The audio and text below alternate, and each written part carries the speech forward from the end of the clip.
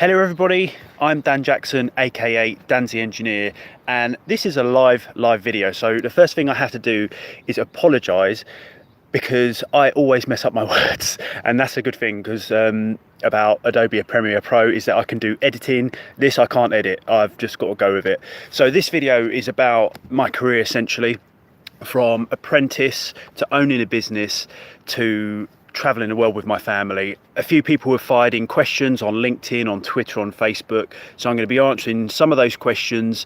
And obviously feel free, I can see the chat here. I'm just going to press this button. Here we go. I can see some chat. If anybody posts anything, I'm able to see if you want to ask me anything, but I'm going to be going through bit by bit. So I'm going to tell you a little bit about myself so that you've got, I mean, a lot of you already know if you follow me, but basically I left A-levels, I quit A-levels to get an electrical apprenticeship. Well, actually, sorry, that's a lie. I quit A-levels to get a job because I didn't feel A-levels done anything for me. I felt I was kind of pushed from school because I had half a brain. I got quite good grades, and I feel that they were trying to push me to go into university to do what? I don't have a clue, honestly. I to this day I don't have a clue what. So, and I hated A-levels, so I quit. I got a job with WS Atkins, doing, it was like an engineering junior role, and yeah, I found it really boring, if I'm honest. I worked on a lot of CAD. It was office based, and I kind of thought to myself, I've got to do something. My dad was a builder, and I said, Dad, can I come work for you? And he said, no, you can't. He said, don't get into the building trade. It's the most stressful industry in the world. And now I look back now and I'm like, do you know, he was probably right. So he sort of encouraged me to get a trade, and I looked into things, and he said, you know, look into electric. So I looked into it. I was like, oh, this is the thing for me. I really enjoy it, like the look of it. I researched it and everything like that. And that was the days before YouTube and stuff, you know. So, you know, I looked into that, and I applied literally for hundreds and hundreds of companies, and I got a job in the end. Got an apprenticeship. I was with JTL. I got apprenticeship through them, through a company based in Red Hill, who now I think they're bought out by a big company. So anyway, I've done my apprenticeship. I'm not going to go too much into apprenticeships now. I'm going to continue. So there you go. There's some people typing now. Yeah, Keith, hi. E5 Group, Paul, hi. GSH, nice to see you guys. Right, so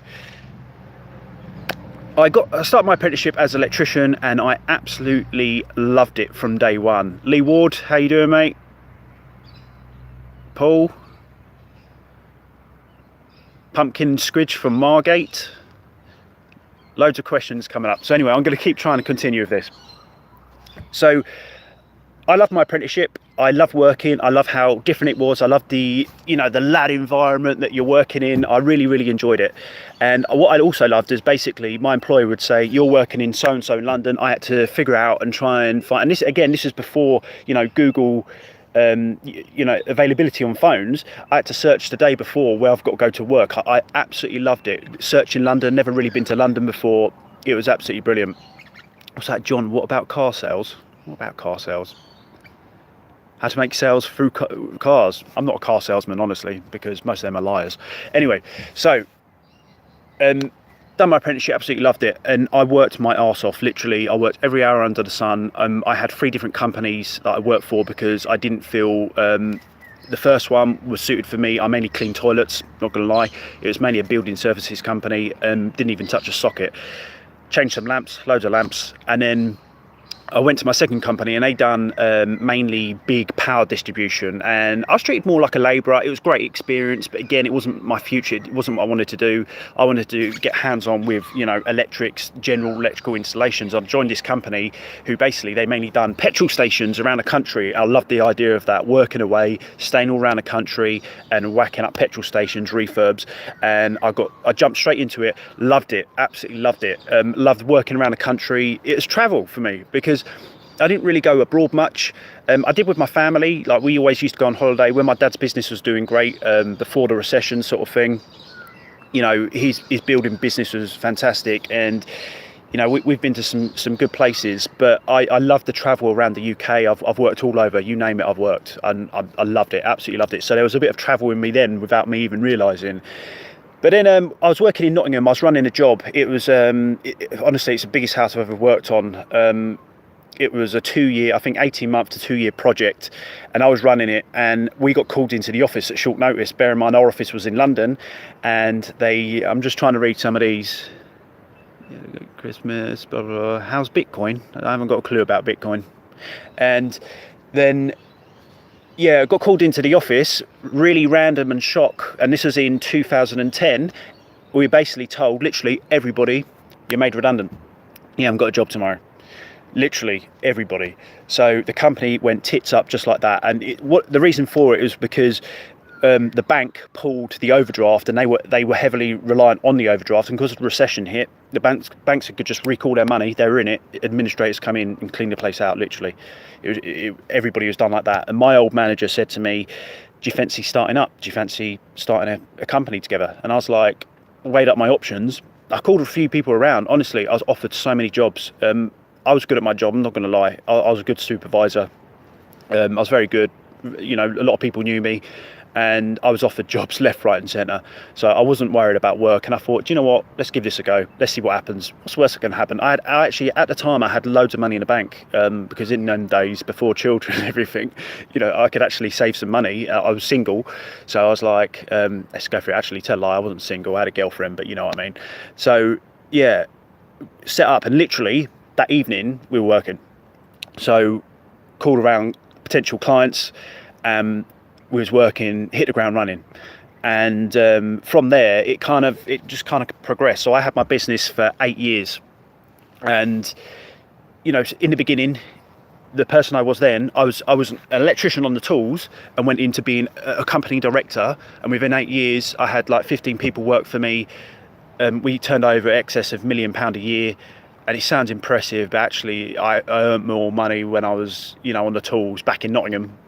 Yeah, it's just the way it is. But the recession messed a lot of things up for the UK, and we still haven't got out of that yet, if I'm honest. Like, seeing the backlash of it, because wages just haven't increased. Everything's gone up in price, but you know, wages haven't increased. So you know, the way I view business is that when you're a business owner, it's a huge sort of development through your business and personally as well. You develop as a person. You start to understand things. You change things. You become more confident. You become more savvy to things, and you know, and it really grows you as a person. I'm so different. I mean, I'm 31 now, and when I started my business, I was 21, 22, and I'm literally such a different person. I was a bit of a lad back then, and yeah, a bit of a lad back then, out all the time, drinking all the time. Now don't touch alcohol. I drink water. This is it's an old squash bottle, glass bottle to upcycle. All I drink is water, and I drink the odd thing like kombucha. I've got a healthy diet. What I put into my body is goodness, because what goes in comes out. Honestly, I'm a massive believer in that. So anyway, I quit my business when I was 30 years old, last August. Actually, end of June I finished, and I now travel the world with my family. I'm in Australia. I'm in Victoria, which I'm in a place called Lakes Entrance. It's absolutely beautiful. Literally, just to walk back there, the beach is one of the best I've seen. Nobody on it, literally nobody on it. It's fantastic. It is phenomenal. So you keep firing some of these questions. Sorry, I'm talking in a minute. So I will read them as they come in. God, look at my eyes, they're really bloodshot as well. It's because I've just woken up. It's what's the time now? It's 7:10 in the morning here. Right, so I've got some of these questions popping up. Lee Hewitt, you've done so well. It kind of depends what you think is doing well. Right, so some of these questions some people already asked, so they will be covered here. So I'm going to go in with some of these questions people fired at me because they're quite good, and obviously I'm going to answer some of your stuff as we go. So Phil Palmer from 4 Seasons Talent on LinkedIn said to me, how did you deal with cash flow and non-paying clients? This is always a problem, especially in construction. People get knocked all the time. People don't pay. I've had it I've been knocked for as little as £60 to as much as 60,000. It's a lot of money, £60,000. Honestly, I'm laughing about it, but it was a massive learning curve. And even on the £60,000, I've done everything legally, everything paperwork wise. The person who done it, he knows what he's doing, and he's got away with it. And the only reason he's got away with it is because the taxman hasn't gone after him. And when I looked into it, I was thinking, oh, the taxman will go after him, because ultimately you can offset your tax because it's not profit if you're not paid the money. And you think, oh well, taxman's going to go after that amount of money because it's a lot of money. But the taxman doesn't go after everybody who owes him money. And you know, they'll find some people to make an example of, and some people they don't bother. But it's all about targets. Sorry, there's like ants crawling up my legs. So Australia, everything's trying to bite you, mate. Honestly, there's ball ants. A minute ago, I was sitting somewhere else on like this little log. A ball ant come up and it's sitting on my leg and it's about to bite me, so I had to like get it off. So if I'm moving around, it's because I'm being bitten by something. So yeah, got knocked for a lot of money, and I went to solicitors, and it's one of these ones where you pay a hell of a lot of money. But I actually looked at the case and they said, look, this is so easy, it's so cutthroat, because we had purchase orders, we were paid a deposit, like a huge deposit as well. It wasn't like, you know, we've never known this person, we've worked for this person before, and got knocked for this project, and it kind of spiraled out of control because it was a very, very big project, a lot of money. But obviously the bigger the money, the bigger the risk. Sometimes you have to say, can you manage that? Now, I was actually able to overcome £60,000 being knocked for that amount of money.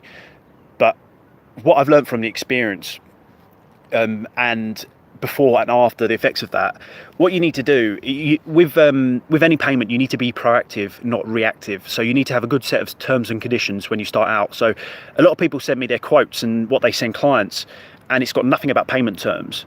Now, you need to tell people because as soon as you send a quote and they accept it, it's a contract. So you need to make sure there's a terms of the contract. Now, I'm a big believer. I mean, any legal professional will tell you need, you know, a solicitor or lawyer or whatever to set up some terms and conditions. Otherwise, they might not be, you know, quite correct or whatever. Now, I don't truly believe that, because I've had terms and conditions that I've kind of adapted over time. So I found something online when I first started my business, and I've adapted it and changed it as I've gone on and learned. But because the thing is, a solicitor or lawyers or whatever, you go to a professional company, they'll charge you £5-6 grand, and the truth is, some of it might not actually be, you know, truly relevant to what you do. I mean, and obviously they're bespoke to your company, but for example, you'd have a different set of terms and conditions for call-out works, you'd have a different one for quoted works or contract maintenance. So you've got to be careful, and that's why it can be expensive. And when I've had someone draft something together to me before, it wouldn't go in my favour. So I was like, no, don't do that. But anyway, I'm going on. I think I have terms and conditions. You also need to credit check who you work for. Now, if you work for domestic customers, obviously you can't do that. But that's why I think when you work for domestic customers, you ask for deposits, you ask for money up front, because, you know, you can't be forking out loads of stuff and having all this risk. Whereas if you work for commercial, you can credit check, and, you know, you can buy facilities where you can credit check companies. It's not that much money. It's a very, very handy tool. You can look up all sorts about directors, who they work for. So credit check who you're working for, and don't give credit to anybody, like any random Tom, Dick or Harry. Like literally, you know, if you're working for somebody, make sure that you've got a relationship with that person and build up some trust. Now, the truth is, the way I see it, if you get on with somebody and you've got a relationship with somebody, there's like an emotional tie. And although some people aren't very nice, and business is business and they'll knock you anyway, I just feel that I found if a company owes me money, and let's say I'm dealing with, you know, a manager of the company, I can go to him and say, look, mate, we're owed £5 grand or whatever. What's going on with the payment? And it might be because they're internal procedures, and he'd be like, oh, let me sort it out, and then they'll sort it, you know, because sometimes the people who are paying the money aren't the people who you deal with. So, you know, relationships are really important.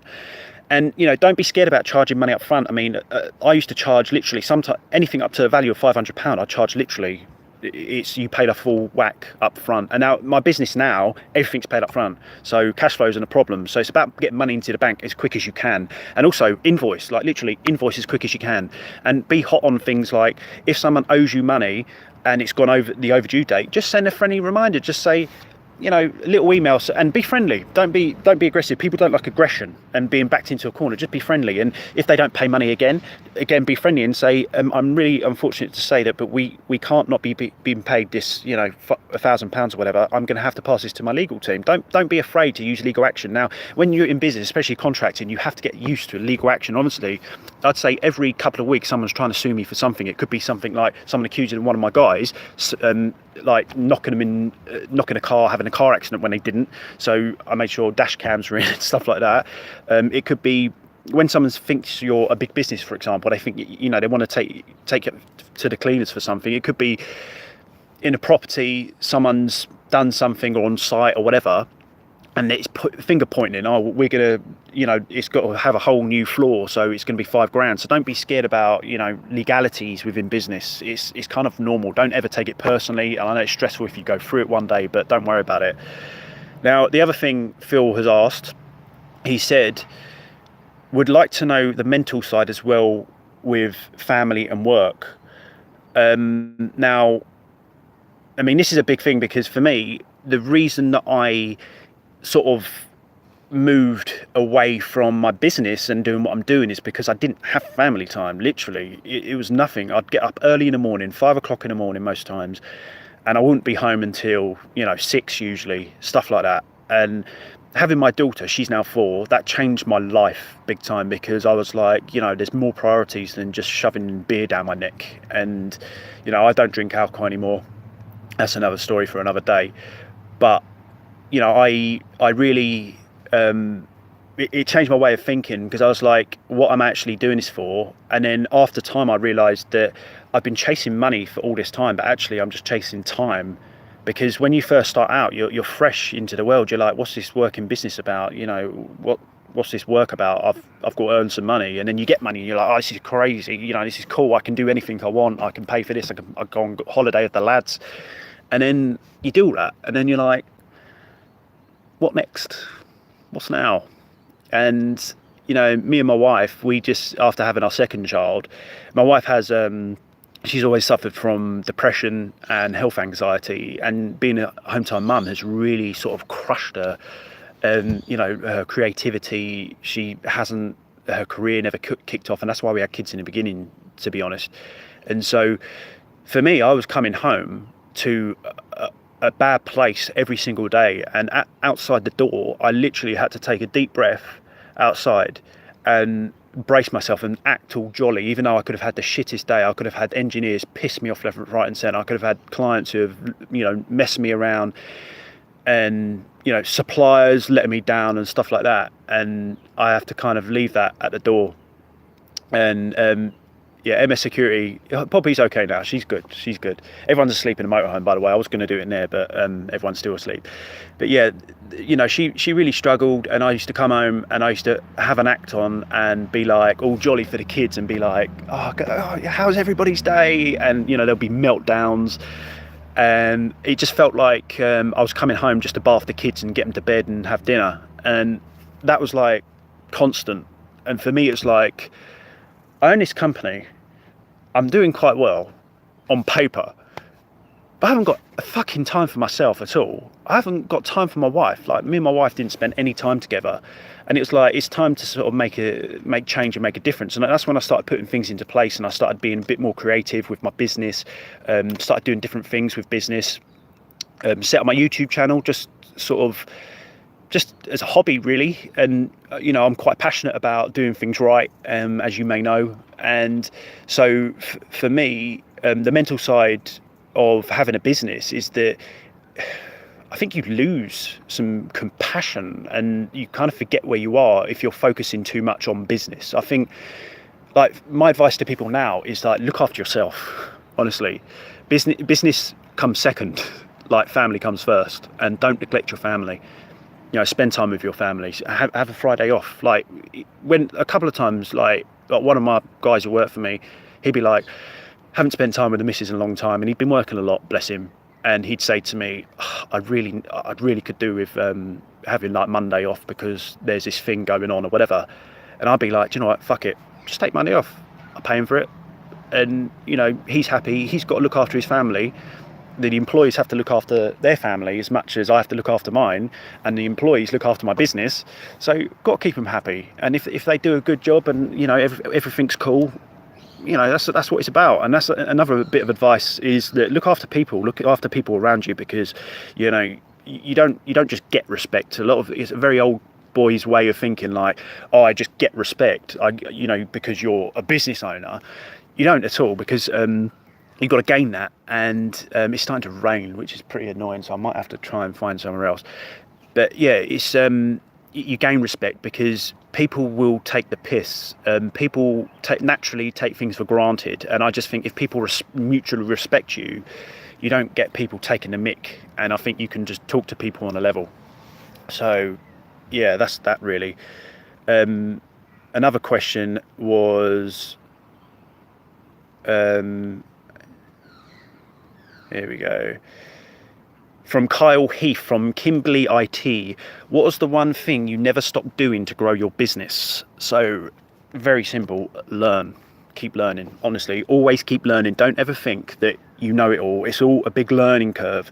Now, for me, I loved learning about the technical side of my job, because it kind of made me stand out beyond the rest. Because the problem is you get a lot of like management who go start pricing jobs, and actually they kind of lose touch with some of the the regulations and the stuff like on site, because they're too busy with numbers and figures and stuff like that. Because you haven't got the time, you kind of lose that side. So I always kept on top of the technical side, and that's why I've always done videos. I've always done technical articles. I've written stuff. I always do research. Bit of a geek like that anyway. And I think always keep learning. Knowledge is everything. So for me, if I used to go to like a trade show or whatever, and I'm mainly talking about like the fire ones, like Firex, for example. I go to like a manufacturer's brand, and you get all the sales guys, they see you and they come up to you and they're like, oh, I'm going to talk to this guy because I want to try and sell him something. And they're talking about all this jargon. I'm like, stay away, mate. I want to talk to the technical guys, because the technical guys sell me the product, because I want to know the technical stuff. So for me, I've always thought I'm a bit of a technical salesman. I need to know, and like it's like if I was to buy a car or I was to buy anything, I want to talk to the salesman and I want to know the technical stuff. So I've always sorry, the bloody ants everywhere. So I think like knowledge is everything. So to make sales, you need to be knowledgeable about the product you're selling. It's really important, and you can do that. So there we go. Some people are writing some stuff. Yeah, like E5 group, Paul, you've just written, agree those who just tender can lose touch. You can, and I'm going to touch on this in a minute because somebody's asked a really good question. So Kyle, yeah, knowledge is everything. And also what I've mentioned before about looking after people, because people will look after you. That's important to grow your business. You can't do it on your own, because you've got to delegate. If you grow, you've got to take people on, so you've got to look after people. I used to treat people like shit, if I'm honest. When I first started out, it's because that's how I was treated. I never knew any different. But when I started to realise people are human, and I'm like, crap, but this guy might not want to work 7 days a week for 16 hours a day like me. And you got to remember that people are human and treat them like human. So I started to treat people well, whereas before I had in the beginning I had quite high staff turnover, and my expectations were quite high. And then I realised there's not actually that many good electricians in this country, especially in my demographic. So it's hard to get good guys. So you kind of got to work with what you've got, and not place. You can't expect people to be you. Is the thing, and you've got to be a bit patient, but you can grow these people, you can guide these people. That's a great thing. You can guide them and help them throughout their career, and that's how you work with people. And there's a lot of guys I've spent a lot of time, my own time, like helping them progress off-site and on-site, and I always take the time for someone who wants to learn. So Kyle was also asked, the one thing you must never do if you want to grow your business, if you want your business to be profitable. Now I covered this on I put a post on LinkedIn the other day about not taking every job on. Now I think that when I first started business, I used to take loads and loads and loads of work on, anything that would come in, because work was flowing, it was great, it's fantastic. And then I realized that I burnt myself out, and you've only got a certain amount of capacity. And some people have criticized me saying that, like, you shouldn't take everything on, because they're like, well, you're turning away potential sales. But you're not, though, because the thing is with like being a tradesman, any sort of trade service, for example, it's not a product. You're not selling 100 of these. They're all the same. It's all like the same figures. You're selling a service, and you've got the human factor. It's part maths, part science. So it can be non-profitable very, very easily.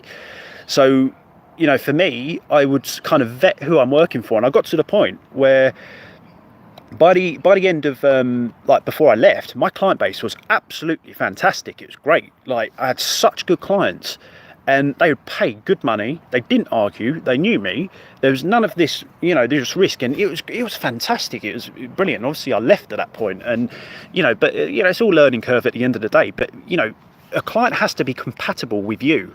It's a two-way relationship, just like an intimate relationship. You both have to get out of something what you're looking for, and it's the same as a business relationship. Obviously, you're not going to take them to bed, but what I mean is, like, they're looking for something, you're looking for something, and you've both got to have something. And when something, if you lose what you're after, that relationship suffers and fails. So it's the way you got to look at clients, the way you got to look at staff, the way you got to look at, you know, anything around you within your business, is that you're collaborating together. It's a teamwork, it's a team effort. And a client shouldn't be like, I'm the client, I'm paying a bill, you do this. You know, for me, if anybody talked to me like that, it would be like, well, fuck you, because you need me. Like, I'm the expert in this field, so you need me. So it's a mutual thing. I need your money, you need my services, and it's an exchange of goods. It's a service. So a couple more questions here. Right, so someone said, I'm actually going to answer this one. So Way Good Ben said, what work hours did you do, and what's your thoughts on them? So I worked far too much, like far too much. So when I was on the tools, I used to work 12-hour days easily, like on site, and then traveling to and from digs or whatever. I used to work silly hours. But when I was a company owner, like in sort of the early parts of it, I would leave the house at probably about 6, and I'd get on the phone to my suppliers. I'd call my team, not at 6, but on my way to wherever I'm going, I'd call my team and sort of start from them, and I wouldn't get home till sort of 6. But then the problem is, like with internet these days and your phone, you start working on your phone, you start working on your laptop, you get an email and you start responding. So I got into the process of just basically putting it all down or not responding to emails, and it'd be like, oh, it can wait and stuff like that.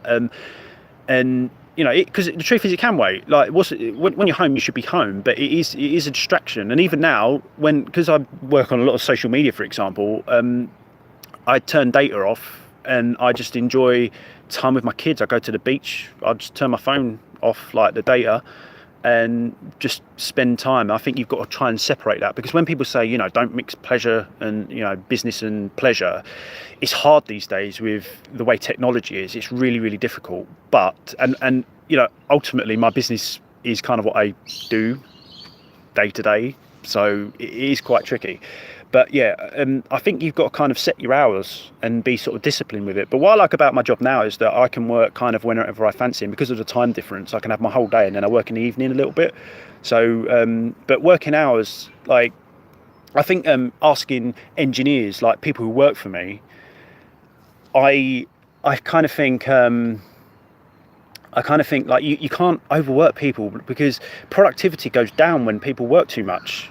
I've seen it time and time again. You need to get more staff in. I know that's more costly, but you'll get more productivity. I've always been a big believer. So like my guys, for example, who work for me, they're expected to be on site for 8 o'clock, and they're always early. They have a cup of tea or whatever. They get to work at 8 o'clock, and then they have an hour and a half break throughout the day. So they have like a half an hour break at tea time and lunchtime, an hour or whatever, and then they leave site at 4. If they get to, if it's a site that they can get in early and they get at 7, they leave at 3. And I used to be very flexible with that. I'm cool, as long as the work's getting done, I don't care. And you know, if the guys want to get there early, because we like beating traffic, and because I appreciate they might want to go to the gym, they might want to see their families. Because when I first started out, we was all quite young, a lot of the guys, but now I've seen them grow. They've got married, and they've got kids, and you've got to spend time with your kids. You can't not see them grow up. And that's kind of the reason why I went traveling, is because I wasn't spending time with them. I didn't have that great connection like my wife does with my kids, because, you know, I just wasn't around. So anyway, so more questions here. Grant Todd from QS Advisor. Really interested in how you approach the idea of traveling and how long it took it to become reality. Right, so my wife Poppy, she's nuts, she's crazy. She always comes up with some crazy ideas, like we'll be sitting there in bed or whatever, and she'd be like, why don't we do this? And I'm just like, shut up. Like, she's nuts. And she come up with the idea that she wants to travel with our family.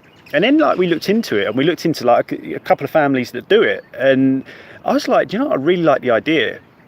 And for me, it was like for years I knew something was missing in my life. Like I told myself in my last company that I owned and worked for, I told myself that I look at it as kind of like a temporary thing. I wanted more. So I kind of knew I wouldn't be doing it forever. And that's kind of why I started up my YouTube channel, to kind of like, you know, get the feelers out and see what goes on and network with people and see what's out there, because, you know, it was all new to me. And I kind of knew that I wanted more. And then this idea of travel was just like great, because we were living beyond our means. Like we had a 5-bedroom house in Kent, and we all slept in one bedroom, in one bed. What's the point in having a 5-bedroom house? We had all these rooms, 3 of them wasn't even used. And it's like, why are we doing this? So we got into sort of minimalism. I try and say that, minimalism. And we got rid of loads of stuff. The less stuff you have, the less you have to worry about. I live out of 2.5 suitcases, a couple of car seats and some backpacks. That's everything that I own and have on me. I've got some sentimental things back with relatives in the UK, but everything I own is on me in those 2.5 suitcases. All my clothes literally fit into a carrier bag. Like that's all I've got. And I would say my advice to people with any business is reduce your overheads as much as you need to, and like really underline the word need. So, you know, I had quite a big office back in the UK. I actually think it was unnecessary. If I still had a company then, I probably wouldn't have an office, because I got to a point where I was working remotely, because I kind of thought, like, why am I going to the office every day to work in shithole Croydon when a lot of my clients are in the middle of Kent, I worked in a lot of historical properties and buildings, these beautiful buildings in the countryside. Why am I going to a shithole office when I can take my laptop and go to work with me? So I utilise technology, use Microsoft OneDrive, and now I use Google G Suite, and everything's cloud-based, everything's remote. So I can work wherever. I love it. And I would do that. I mean, the only thing is, like, we used to have a lot of materials in the office, but then I stopped doing that as well. Stopped stocking up on materials. Why am I paying for all these materials to sit in the office that probably won't be used? I know. So what I started doing was getting a good relationship with my supplier, and they'd stock them, and they can dish them out, and it actually works out cheaper. So you know, my advice to anybody is, like, try and reduce your overheads, because essentially you can change that difference in price when you reduce your overheads to profit. You know, there's ways of doing it, but you know, you need to underline what do you actually need. And being a minimalist helps me understand what I value and what I need. It's not about just getting rid of everything. It's about having things that actually add value to your life. So I went through this sort of long process, Grant, and kind of like, you know, Poppy said to me, oh, let's go traveling. And I was like, do you know what? Fuck it, let's just do it. So we was like, cool, let's kind of plan it. So it was hard. It took probably 1.5 years to materialize from the idea to actually leaving, but it took a good year to get out of my business. It's not simple. The only thing that tied me to the UK was my business. It's not easy just to let go. And you know, financially, as a director, I had clients that I couldn't just let down, had to give them some notice and make sure that they're, you know, okay as much as they can. But I did have to be a little bit selfish and start thinking about me. So, you know, it took a long time, and like the idea of sort of traveling with my family, and there are ways. A lot of people are like, oh, it's not possible, you must be minted. I'm not minted. I work remotely. I'm doing a video soon on how we afford full-time travel, so I can sort of tell you more about that and the figures. You don't have to travel in an expensive manner. We have done, but we had the money to do so far, but we have got to slow things down a little bit. But there are families who literally live off hardly anything, and they travel. They don't have a permanent residency wherever they're from, and there's ways of doing it. It depends what you want in life, but I'm all for sort of saying to people, you know, work-life balance, and make sure that you're happy in what you do and spend time with yourself, but you do have to work to get there. It can't just be given to you. But I think you've got to be conscious of that and understand that as a business owner. Like, why am I doing this? And oh yeah, like, what's Paul written here? He achieved fellow status. All right, so Paul's answering a question about the IET. I'll go on to that in a minute about the IET and being a fellow. So Yeah, I think my advice to sort of youngsters in the trade is that what you got to bear in mind as a tradesman, when you're young and you're fresh out of school, you're fit, you're strong. When you start hitting your 30s, your body starts to decline. Now, I feel fitter now because I'm looking after myself, but you do feel the strain. Like, I had problems with my knees when I was on the tools. I had problems with my back. And when I got off the tools, they started to be okay when I started to exercise. But then I got into the habit of being, sitting down all the time at my desk. And then I started exercising again, and it's all good. I think, you've got to compromise there. But when you're young, like, for example, plasterers, right? They're fit as a fiddle when they're young. They can bash out loads of work, and then they hit their sort of late 40s, 50s. They're screwed. Their back's bad, their neck's bad, their elbows are bad. Like, my old man's a builder, his body's ruined. So I think you've got to kind of prepare yourself for the future. And when you're a tradesman, you make your money when you're young. So you've got to work hard, and sort of look at it as like you kind of got to do that to get to the steps beyond. And you have to think about your future a little bit. And when you're living in the present, it's hard to do that, really, because you're so wrapped up into what you're doing. But as a tradesman, it's definitely a young man's game, without a shadow of a doubt. But then there's things you can do, and that's a good thing about being in the electrical industry, is that there is potential to go in the office. There's potential for design, and other industries too, like other trades as well. But I just think, like, the manual labour stuff, sometimes you are limited. You are a bit limited, so you kind of got to think about that, and nobody teaches you that in school. So, yeah, Grant, hopefully I answered your question there. By all means, like, comment if you've got any more questions. Now, David Crowley has asked, how did you transition from technician doing the work to the entrepreneur growing the business? So obviously I've covered that before. I was made redundant and I kind of got into it. But the transition's a weird one, because when you're on the tools and you work for somebody, all you care about is kind of doing a good job. Well, you should do anyway.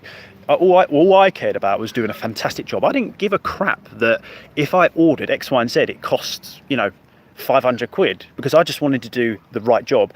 And in fact, I was the person known on my company that if they wanted a good quality job, they come to Dan.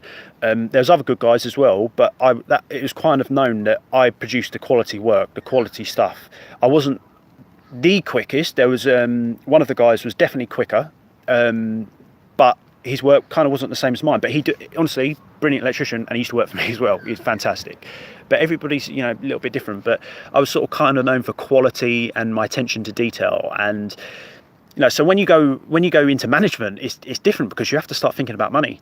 And ultimately, if you price something and it's not going right, something suffers. And that's where I think a lot of people start cutting corners, because they're like, oh crap, I'm going to lose money on here. And even one-man bands, for example, you price a job wrong, and you've got a conscious decision there. Am I going to cut a corner here to do it correctly still because I messed up, or am I going to take a hit on cost and do it properly? It's like a conscious decision. So yeah, exactly, quality, not quantity. So yeah, I think it's a hard transition to get into, but this is what I'm trying. This is kind of what I coach and teach people, is about pricing things correctly. And when you're estimating, when you're an estimator, whether it's a small company or big company, there's all these little tricks you can do to try and trick the person to using you. And the problem comes is when you're using these tricks, and then you get the work, and then you kind of got to deliver. And then if something's not an open textbook, and you're not honest and open about something, your relationship with the client may suffer, because they may be thinking, oh, I'm going to get X, Y, and Z, and actually you're thinking, no, Q, W, T, that's what you're going to get. You know what I mean? So I think when you quote work, for example, you've got to be very, very clear to your client what they're getting for their money, like literally. So there's no arguments, like avoid conflict as much as you can with a client. So, quote things correctly. I've heard other people say, someone calls it, the profit in a job, they call it the fuck up fund. I kind of like the sound of that, but at the same time, you shouldn't fuck anything up. And I know some things are out of your control, materials and stuff like that, but I think that you should just allow that in your profit anyway, because I think, jobs should always be quoted correctly. You can only quote what you can see. Make that clear to your customer that you can literally, you can't, unless you start getting your testers out, you can't, whatever. So, and obviously you're not going to be paid to test loads of stuff. So for me, it'd always be, when we do a job, or I quote a job, the first person, the engineer who does the job, is does his initial checks to make sure everything is a-okay in the beginning. Now, you should do that anyway. A lot of people don't do that. A lot of people just go steaming in, let's go whack some lighting in, and it comes to the end, they turn it on or whatever, do their test at the end and go, oh crap, there's no CPC. You know, what's the point in that? You might as well make sure you're doing it at the beginning, and you allow a bit of money to do the initial start at the beginning. You make it clear to the client that if there's anything untoward or unsafe or unsatisfactory about something, you're going to charge extra, or you may change the way you're doing something, but you've got to be very deadly clear with what they're getting from the outset. It avoids conflict. So make sure your quotes are detailed. Make sure everything is detailed and everything, but not too much information. Don't bombard with information. So yeah, going from electrician to business owner, it is a tough transition, and it's progressive. It's not something that happens overnight. You've got things. I was pricing things before when I was on the tools, so I kind of had a bit of that, but I had to learn more about profits and stuff like that. And I'm currently writing a course on how to work out your rate. Now, a lot of people will say to me, well, people should know their rates. They should know where they charge and what they do. But honestly, when I started my business, I just charged what was kind of market value at the time and kind of went with it. I didn't work out that my overheads were X, Y, and Z. It was kind of like, it just kind of rolled and went with it. But this course, I've got a calculator that I've used for a long time that helps you understand, you enter all your overheads, you enter your profit margins and what you want to earn out of it. And it gives you a clear idea of how much you should be earning per person. Because a lot of people I work for example, they tell me their price that they're quoting. I'm like, why do you charge that? And they're like, oh, because everybody else does. I'm like, but you might have different overheads. How do you know if you're making money? Like, oh, well, yeah, I struggle making money. Like, I earn okay, like a wage, but I want to make a dividend and bonuses and stuff like that. And I'm like, well, you're never going to know what you can earn unless you know your rate and how it's broken down. So, this course that I've sort of writing at the minute sort of helps with that. And it's going to be very low cost as well, because I think it'll benefit a lot of people in understanding, because I think when people actually work out how much they're charging to how much everything costs, I think people will be surprised, like really surprised, if you're doing things correctly, that is. And that's the problem. You've got to make sure you're doing things correctly. Because if you're not, like posted on the Trades Talk live thing we done yesterday on Twitter, I pointed out about a waste license carrier. Now, if you carry waste on your commercial vehicle, you have to have a license. It's not that much money, but you can be fined up to £5,000 if you're carrying commercial waste, i.e. even, let's say you take out a bat box and you put it on your van, that's waste. You can be fined for that. And ultimately that's an overhead, and if people aren't paying for those overheads, then your price is a little bit more than other people. So I think everybody needs to be clear throughout that you're a cowboy and don't do things properly, or you do. It's very simple, and you have to price accordingly. So that will help distinguish with clients. And I like making clients aware that this is why it costs X, Y, and Z. So I've really gone off topic here, but I keep going on. But hopefully, David, it helps sort of answer your question about going from on the tools to, there's a massive spider here, hang on, let me get this off, get away. Going from on the tools to management. And to my knowledge, there's nothing out there that can sort of help, that can kind of help you go from electrician on the tools to contract management. I think you kind of got to be given a chance, go for a job, and hopefully the person that you're working for is going to guide you and take you under their wing, because it's tricky. Because the thing is, it's a different job, it's not the same. And the thing is, when you're an electrician, you might be used to earning, I don't know, 45k a year or something like that, and then you go on the tools and into the office, and you've got to be expected to produce a good amount of work for the return of the wage that you're getting. And that's why sometimes contracts managers don't actually earn that much initially, because they've got to learn a whole new thing about estimating. So it's a big learning curve. So it's a tricky situation to be in. Neil Bridgman has said to me, what made you quit your business and all of your hard work it took to get there? Now, I find that interesting, because that's suggesting that I've basically thrown away hard work. But actually, getting here, getting to Australia, getting to travel the world is my hard work. It's paid off.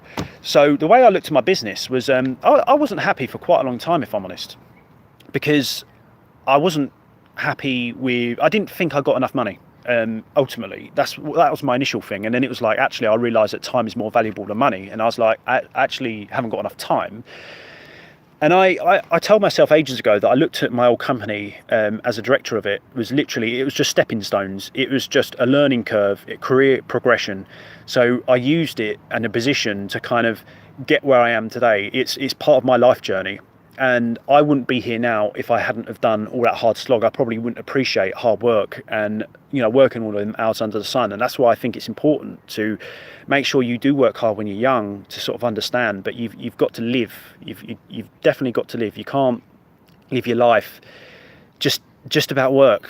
It's sad. And you've got to enjoy what you do. You've really got to enjoy it. I mean, I enjoyed parts of it, but I'll be honest, it got kind of boring. Like, I love seeing clients, I love chatting to clients, I love the new projects we was doing and everything that's coming up. I've done some amazing projects, like some historical properties. It's mainly like the castles that I worked in. Look, and I was never allowed to do case studies because the company wouldn't let you. But some of them are amazing, and like the MICC that we've installed will be there for years and years and years. But yeah, I just kind of looked at the last thing is a stepping stones, because what you've got to remember, a job is temporary. It's a story. It's made up to make money. It's not you. It's not who you are. So I kind of, like, everybody wants something different out of life, and I kind of thought like, oh, it was really secure. I had a good business. I had a fantastic future, but my future has never been more, insecure in my life, than ever. And I'm actually happier because I'm like, it's exciting. What's going to happen next? Am I going to be okay? Of course I'm going to be okay. I'll figure something out. And I used my position in my last company, and I'll go on to now about, I achieved being a fellow with the IET. Now, that was a big achievement for me because it's peer reviewed. So, people within the IET review your application and they accept you or they don't. And I actually had to go and sit an interview with the IET, and I sat, it was two guys. One was sort of technical, one was more, I think he was the ex-chairman of the some council. I'm not going to go too much into that, but yeah, I had an interview with those guys, and I smashed the interview, honestly. Smashed it. It was fantastic. And I went on the fact that I provide influence to the industry. So I've got my YouTube channel, I post things online, and I influence to do things correctly. That was one thing. Also, with my company, I created sort of a culture of doing things correctly, high quality, looking after people, and all these things I'm sort of talking about kind of went towards my fellowship with the IT. So it was a good achievement. And the reason I applied for the IET in the first place, which was a few years ago now, as a member, was simply because people, because of my age, I was quite young, people never really took me seriously. So there'll be electrical consultants. Sorry about this noise. Honestly, the birds around here are just so bloody noisy. Shut up. So yeah, I joined the IET for a couple of reasons. It was kind of like to have that sort of, the letters behind your name, so people can see, oh, what you do has actually been recognised, and sort of, you've been given that rather than you're just an electrician. And so I think that helped with clients sort of take me a little bit more seriously, because I used to query designers and consultants' work all the time, and I'd be like, I do my own calculations. I'll be like, I disagree with you, and I'm the installer, so I'm certificating, so I want to make sure it's correct. So they took me seriously, but also there are benefits with the IT. It's like the online, that they give you, the electronic copy of the regulations and guidance notes, and you can get a software package, and it works out to be a bargain if you're a member of the IET. So it's worth looking into, and there's other benefits as well. But then I kind of feel like people take you a bit more seriously, and like being a fellow as well, people take me a bit more seriously now with that, because it is an achievement. Not everybody can achieve it, and it's kind of like setting yourself above other people. And I don't like to look down on anybody else, because like, for example, look, there's a couple of people who are watching this and commenting, for example, who are much more knowledgeable than me. Like, it's a fact. I don't know, my technical skills aren't fantastic, they're okay, but I think we've all got our own little areas. And like, mine was just trying to make sure, like, my contracting business at the time was doing the best it possibly could within the industry, within constraints. And I've always been like, I don't care about other people's prices. And honestly, my competitors, I used to get on with my competitors really well. I'd be at tender meetings and they'd be asking me for advice about stuff. and we used to get on. Sometimes they used to get to work, but whatever. And it didn't really bother me because I couldn't take all the work anyway because I was too busy. So yeah, so I've got there's a couple more questions here, but does anybody want to fire in some questions and I can start answering now instead of me just blabbing on about sort of previous questions? I can't really see the chat. Oh, here we go. So there's a few sort of questions here. Right, so Mark Allison, how are you doing, Mark? You're currently working through my course that I created on LinkedIn because you were the winner of the giveaway. You're really impressed. Okay. Is there if you're in any trades and things like that? Am I? Right, so yeah, that's yeah, so I've created a course, how to make sales and gain work through LinkedIn. LinkedIn has been fantastic for me because you've got to, you're selling your brand and you've got to, I mean, there's ways to get noticed in a positive manner.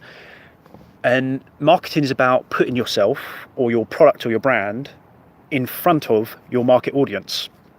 And that's what I've achieved on LinkedIn, and my course kind of breaks you through that. And I've got great feedback from the people who've done it so far. It's well worth it if you're looking to sort of get more work. Definitely, it's basically everything I've done on LinkedIn, and anybody can do it. And one of my clients, for example, he was like one of the first people to start it.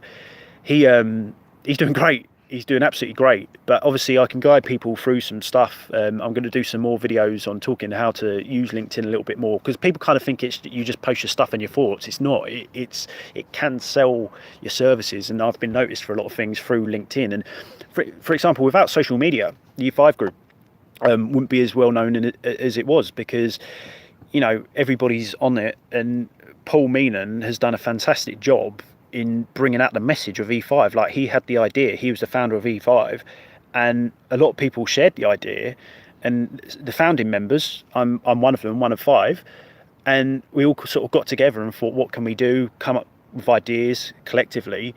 And social media has kind of brought to the attention so much good, and a lot of people follow E5. There's a lot of future plans. Paul's just started doing YouTube videos for the E5 group, so check out that channel as well. And yeah, it's exciting times for E5. Right, any more questions here that's coming up? I'm just trying to scroll through some of them. A lot of questions about prices of things, like estate agents, how much you charge and stuff like that.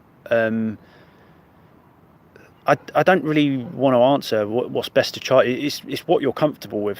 I don't ever go on market value of, because everybody's charging 150 quid, that's what I should charge. I charge, like I said, I mean, this is what my course is about. It's working out how much it costs to run your business, your overheads, how much of your wages you pay out, add them together, multiply it by the profit you want to make, because you've got to make a profit in business, because you've got to save for a rainy day. Contracting, you need money in a bank. You need a lot of it. Trust me, to run a contractors with 15 people, you need at least 5 figures sitting in a bank ready to rock and roll for a rainy day. And so I don't go on market value of what everybody else is pricing. I just charge what I charge, and ultimately, what service do I provide? I used to charge quite a lot of money for my services. It wouldn't be uncommon for me to be charging £400 a day for one of my guys, and people pay it because we turn up on time, we're professional, we do a good job, they got certification, everything was like that, they got everything they needed. I provide fantastic aftercare, so I'd always contact a client and say, how was it, can we do anything else? It's all about repeat work. It's all about repeat work, doing a good job, and your client will come back to you. And repeat work is a good way of getting more work, so do a fantastic job. And that's why, try and find a bad word said about me online. Like, Google my name, try and find bad things said about me. You won't. Nothing that's factual anyway, if there is anything. But it's because I always wanted to create this make sure I'm open and honest online, so people can trust me. And people do come to me because they feel like they do trust me, and they can trust me because I'm not going to high sparking ninja. I'm not going to rip anybody off. And I think a lot of tradesmen are known for ripping clients off, not doing a good job, taking money and run. Whereas if you're open online like me, you can find so much information. There's no hiding. So there's nothing to hide from, and I think it creates a great amount of trust into the client. That's why I like doing videos as well, because people get to see more about me, what I'm about. And people probably think I'm nuts. Some people probably really dislike me, but I don't care. We're not all compatible with the same clients. We all have our own client. So yeah, guys, this has almost been an hour, and my God, that's gone quick. And it's going to eat the hell out of my data plan that I've got for Australia, because I'm not on Wi-Fi.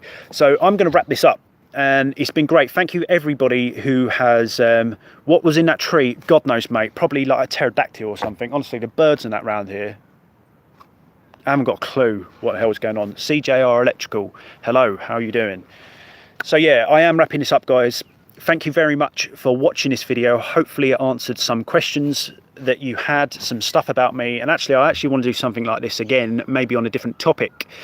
So thanks for watching.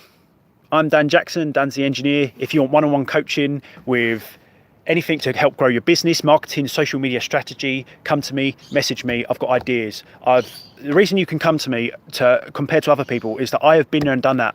I was an apprentice. I've done a full apprenticeship. I've worked my way up to a fellow of the IET. I've been there. I've done it. I've had a business. I've got rid of the business. I'm now traveling the world with my family. Proof is in the pudding. So if you're interested in any services from me, come to me. I'll see you later, everybody. I actually don't know how to stop this live video, but thanks for watching. Goodbye.